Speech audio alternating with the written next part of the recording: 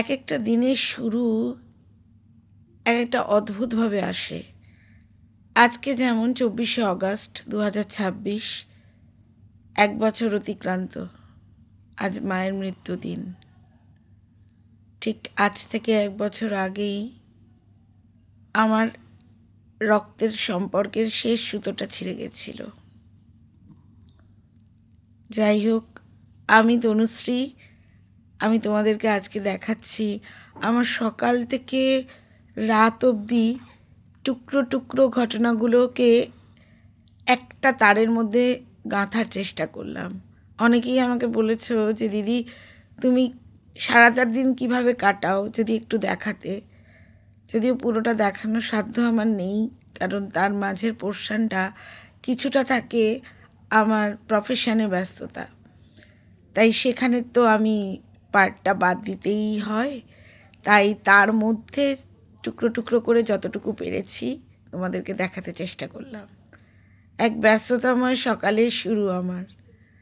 সকালবেলায় উঠলাম, উঠে রোজের মতোই একটু হালকা লিকার চা বিস্কিট নিয়ে বসলাম। লিকার চাটা চিনি ছাড়াই খাওয়ার চেষ্টা করি, কিন্তু দিনের মধ্যে যখন খাই তখন আর সেটা অতটা মানা সম্ভব হয়ে ওঠে না। এই চাটুকু না খেলে যেন ঘুমের রেস্টটা ঠিক মতো যায় না। এই চায়ের সাথে আর আমার জানো তো একটু বিস্কিট দরকার। যদিও সকালবেলা মিষ্টি বিস্কিট খেতে অতটা ইচ্ছে করে না, তাই ক্রিম কেকারটাই প্রেফার করি। এবারে ক্রিম কেকারটা আবার কেমন জিরা টাইপের, খুব যে ভালো লাগে তা না, খেতে হয় তাই খাওয়া। এই দেখতে দেখতে ঘড়ির কাঁটাটা দৌড়াতে থাকে। এই সময়টা যে একটু রিল্যাক্স করব তার উপায় থাকে না। সকালে উঠে ফ্রেশ হয়ে চাটুকু খেতে খেতেই দেখি ঘড়ির কাঁটাটা না একেবারে প্রচণ্ড স্পিডে দৌড়াচ্ছে। কিচ্ছু করার থাকে না। আর আমি তো ঠিক ওরকমভাবে সেজে গুজে স্কুলে যাওয়া পেরে উঠি না। বললাম না, আমার একদম পুরো মাত্রায় ফ্রেশ হতে হতেই ঘড়িটা দেখি ততক্ষণে 10টার কাঁটা ছুঁয়ে ফেলেছে। তার মধ্যে খেয়ে বেরোতে হয়। আগে কী করতাম, খেতাম না, টিফিন নিয়ে যেতাম। তারপরে দেখলাম দূর, এই টিফিন নিয়ে বয়ে নিয়ে যাওয়া কাঁধে ভীষণ ব্যথা করে। তার জন্য আর ওই ব্যাপারটার মধ্যে থাকি না। ও যেটুকু এক গড়াস যা পারি কোনো রকমে খাই, খেয়ে তারপরে আমি বেরিয়ে যাই। কি করব বলো, ব্যাগ নেওয়ার ভারের চোটে তো আমার ডান কাঁধটায় ফ্রোজেন শোল্ডারটা হলো, এখনও ঠিক হলো না।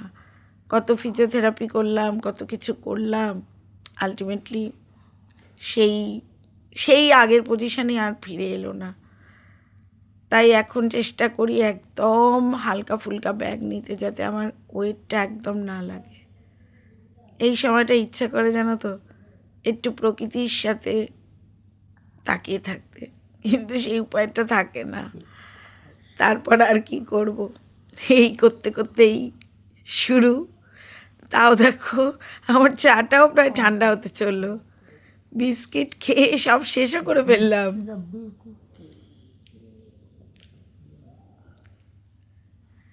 তারপর তোমাদেরও তো সকালটা নিশ্চয়ই খুব আরামেই শুরু হয়, সবারই সেটা হওয়া উচিত। একটা জায়গায় পড়েছিলাম জানো তো, পড়েছিলাম না, এটা আমি একটা ইন্টারভিউতে দেখেছিলাম, চুনি গাঙ্গুলি বলেছিলেন যে সকালটা হবে নিজের জন্য। সেখানে থাকবে না কোনো মোবাইল, সেখানে থাকবে না কোনো মেসেজ দেওয়া নেওয়া, সেটা শুধু একান্ত নিজের। কথাটা একদম সত্যি কথা। কিন্তু আমরা যারা সোশ্যাল মিডিয়ায় একটু আধটু জড়িত, তাদের ক্ষেত্রে ব্যাপারটা না ঠিক চেষ্টা করলেও পারা যায় না। কারণ সোশ্যাল মিডিয়ার জন্য হলেও আমাদের তো কিছু কাজ করতে হয়, আর সেই কাজের জন্যই আমাদের মোবাইলটা খুলতে হয়। না খুললে তো তোমাদেরও কিছু দিতে পারবো না। আর আজ থেকেই ভাবছি আমার সারাদিনের জার্নিগুলো ছোট ছোট ক্লিপিংস করে করে একটা বড় সুতোর মধ্যে গাঁথবো। হয়তো সেটাই বেটার হবে, সেই সুতোটাই থেকে যাবে।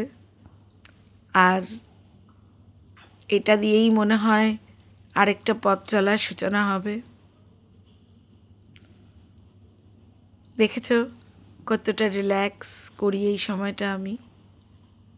সত্যি কথাই তাই, এই সময়টা আমার ভীষণ আপনার প্রচণ্ড রিল্যাক্সিং স্টেজে থাকি।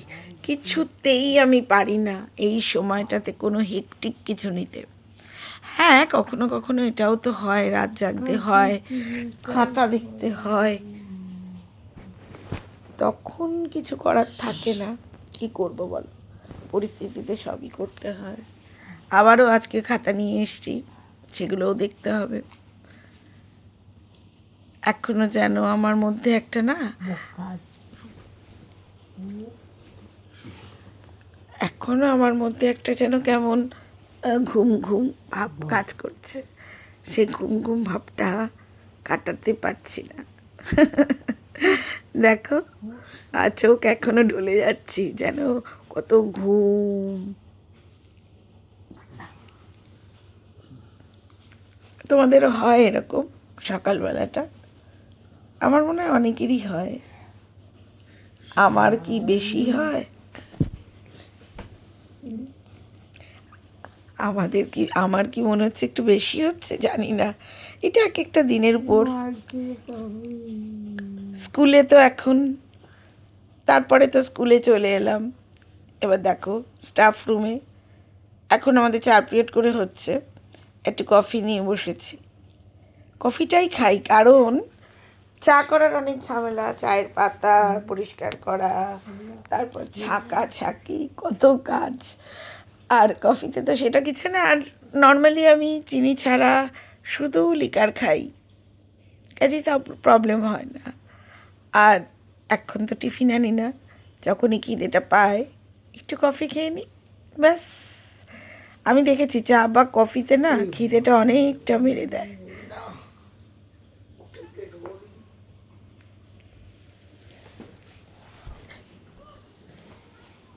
এই করে সারাটা দিন কাটিয়ে ফেলি।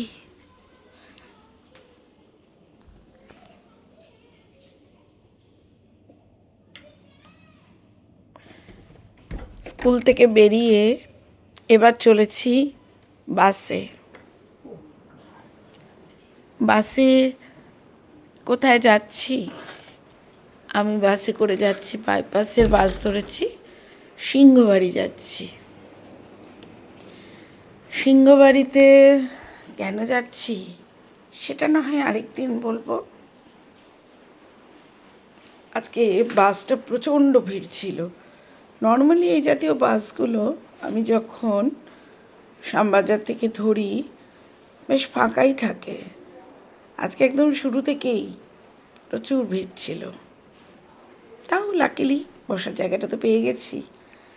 বসার জায়গা পেলেই হলো বলো, আর কি চাই। অনেকটা সময় লাগে। আর বাসটা না প্রথম দিকে যাওয়া একটু চালাচ্ছিল, তারপরে গরুর গাড়ি, ব্যাস একটা সময় পর কেস দিল। আর কি, এরা কি ইচ্ছাকৃত করে জানি না। বাস থেকে নেমে এবার হাঁটছি, যদিও একটু সময়ের আগেই পৌঁছে গেছি। যেই সময়ে আমার যাওয়ার কথা তার একটু আগেই পৌঁছে গেছি। সেখানে ফোন করে বললাম যে আমি অনেকটা আগেই এসে গেছি, আমি কি তাহলে যাব? তারা বলল হ্যাঁ নিশ্চয়ই। তো তাই ধীরে ধীরে ধীরে ধীরে যতটা টাইম স্পেন্ড করা যায় ধীরে ধীরে ধীরে ধীরে এগোচ্ছি, হেঁটে হেঁটে এগোচ্ছি। তখন ওয়েদারটা না খুব ভালো ছিল। একটু আগে হয়তো বৃষ্টি হয়েছিল, আবার পরে বৃষ্টি হব বাইশটা ঠান্ডা ঠান্ডা আমেজ ছিল, খুব ভাল লাগছিল। বেশ চলছি।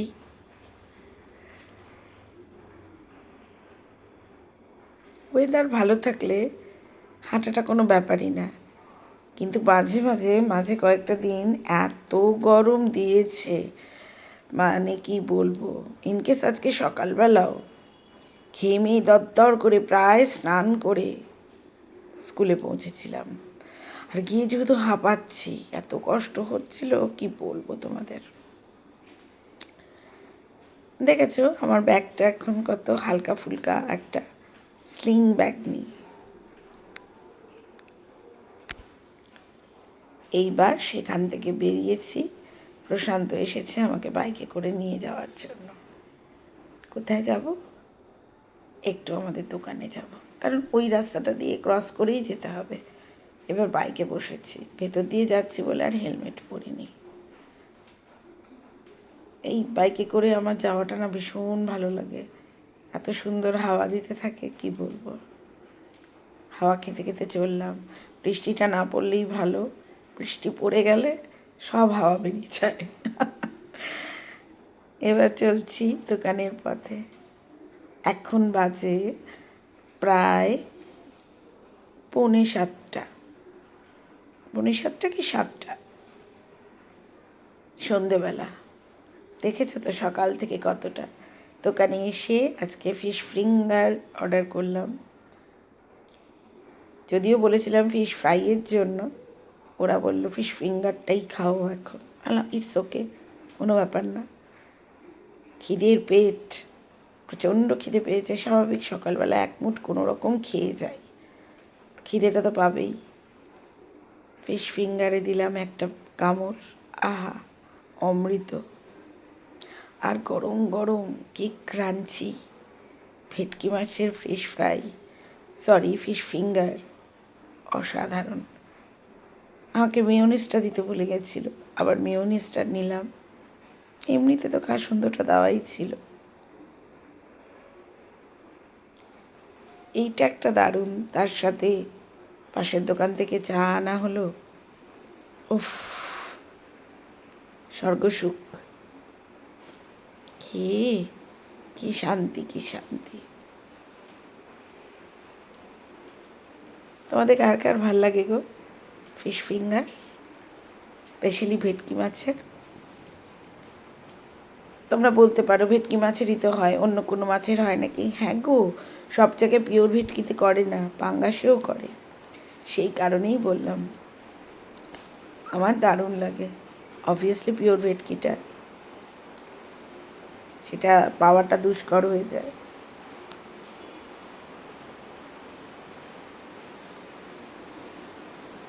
এইবার বাড়ি ফেরার পালা। নামলাম বাস থেকে, ওখান থেকে বাসে উঠেছিলাম, নামলাম বাস থেকে, নেমে এবার হাঁটছি, বাড়ির দিকে যাচ্ছি। আর তখন যেন মনে হচ্ছে ভালো লাগছে না, এবার গিয়ে হাত পা ধুয়ে ফ্রেশ হয়ে আগে সেটা চালিয়ে শোবো। কতক্ষণে শোবো সেই চিন্তাটা করছি। এই সময়টা না ভীষণ শরীরটা টায়ার্ড লাগে সারা দিন পর। দেখো জার্নি করাটাও একটা বিরাট শারীরিক কষ্ট। এবার সেই কষ্টটা তো বাড়িতে এলে ফিল হয়, সারাদিনের মধ্যে অতটা ফিল করতে পারি না। সারাদিনে বিভিন্ন কাজে এতটাই ব্যস্ত থাকি, ফিলটা করার মতো স্কোপ পাই না। এই চলছি, একদম বাড়ির প্রায় কাছাকাছি চলে এসেছি। আহা, এবার মানে মানে বাড়িতে ঢুকতে পারলেই হয়।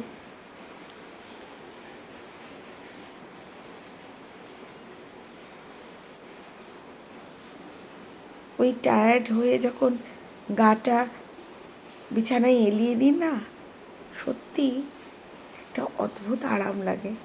দিনের শেষে ওই আরামটাই হলো সব থেকে বড় পাওয়া।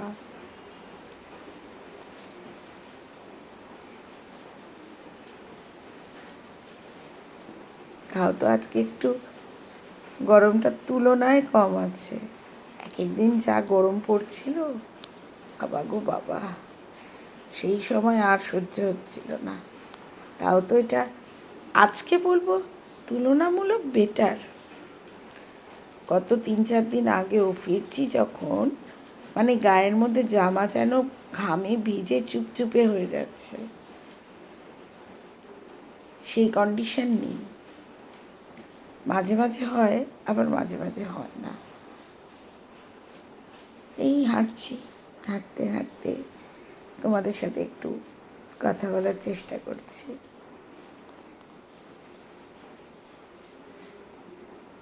চলছি আলো আঁধারির মধ্যে দিয়ে। আসলে বড় বড় গাছগুলো রয়েছে তো, তাই মাঝে মাঝে কিছু কিছু জায়গায় দেখবে পুরো অন্ধকার হয়ে যায়। আর আমার তো সারাদিনই বাইরের জগৎ, বাইরের জগতেই যেন আমার বিচরণ। আমার ঘরে আমার থাকা কতটুকু, সেই সকালবেলা বেরোনো আর এই রাত্রিবেলা ঢোকা, এই তো। আর কখন বলো? উফ, বাড়িতে যেন পৌঁছাই। আলটিমেটলি বাড়িতে পৌঁছে ফ্রেশ হলাম। ফ্রেশ হয়ে আর বডি চলছে না গো। বডিটা এড়িয়ে দিতে পারলে বাঁচি। এসিটা চালিয়েছি। এই এই শোয়াটা যে কি আরামের, কি করে বোঝাবো বলো? আর পারছি না। আমার চোখ মুখ দেখেই বুঝতে পারছো নিশ্চয়ই কতটা ক্লান্তি, কতটা ক্লান্ত।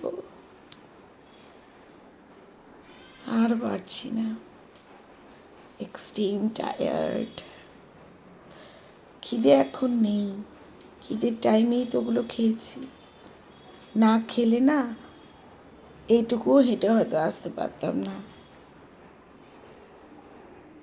আর এক একটা দিন হয় যে দিনগুলো রাস্তায় খাওয়ার মতো সময়ও থাকে না।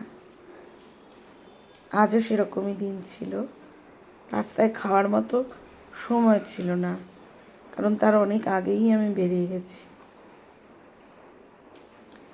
কারণ অর্ধেক সময় বাস ঠিক মতো পাই না, কোনো কোনো সময় প্রচণ্ড বৃষ্টি আরম্ভ হয়, আটকে যাই, সেই জন্য আর রিস্ক নিই না। এই এসে একটু শুলাম, এই শোয়ার মধ্যেই আহা আমার সব পাওয়া। কোথা দিয়ে যেন আজকে পুরো দিনটা কেটে গেল। সকাল থেকে ছিলাম একরকম, সকাল থেকে মায়ের কথা নিয়েই মনটা ভারাক্রান্ত ছিল। কত স্মৃতি মাথা চাড়া দিচ্ছিল। স্কুল থেকে মাসির সাথে অনেকক্ষণ ফোনে কথা হলো। পড়ে আছে আমার এক মাসি আর বড় মামা। বড় মামা যে সবার বড়, মায়েদের বাবার মতো, কিন্তু মাসির সাথেই যা কথা হলো। মাসির সাথে কথা বলে একটু মনটা ভালো লাগলো।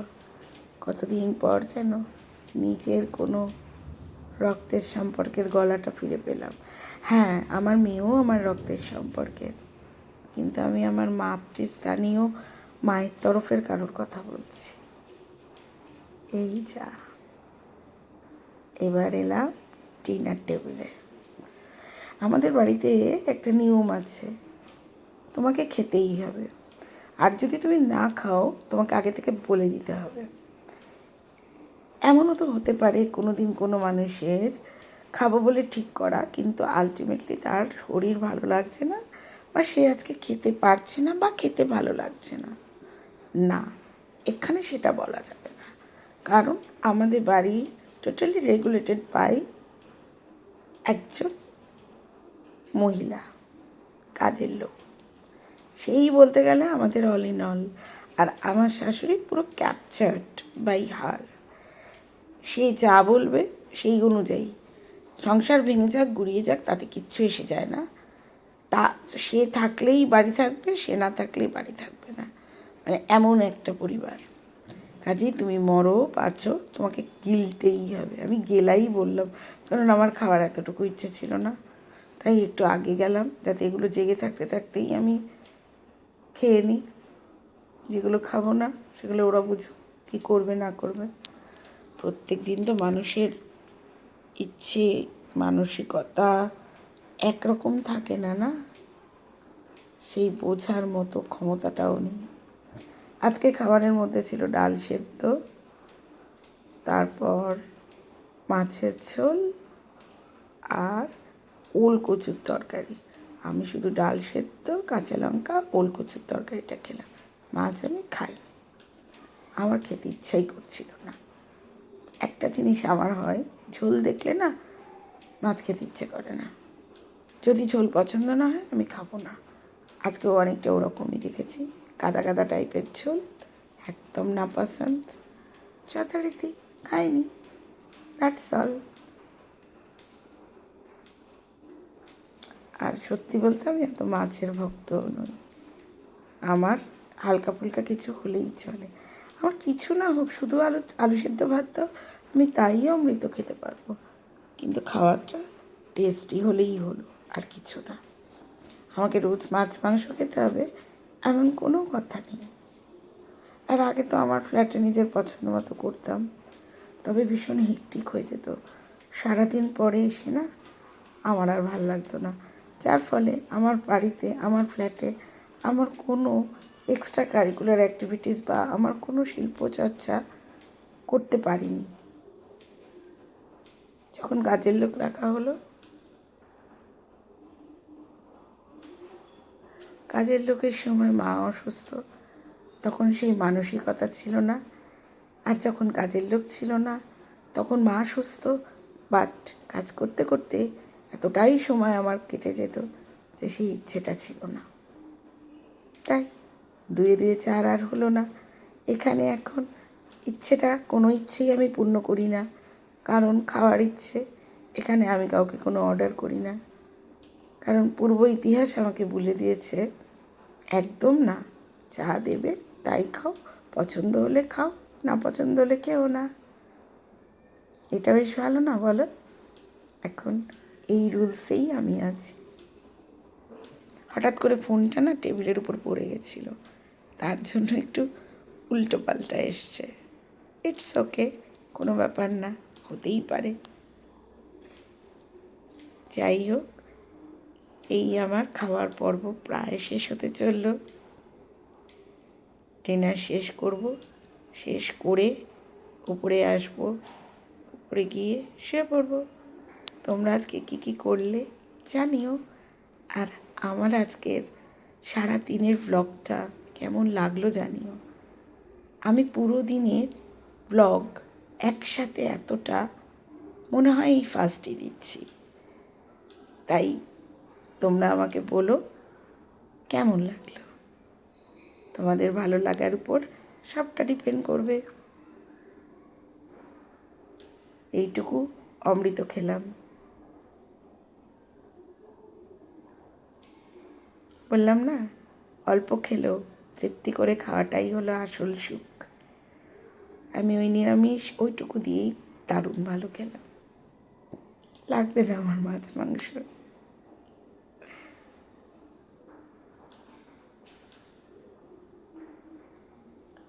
টাটা। আস্তে আস্তে জল খেয়ে এবার আমার ওঠার পালা।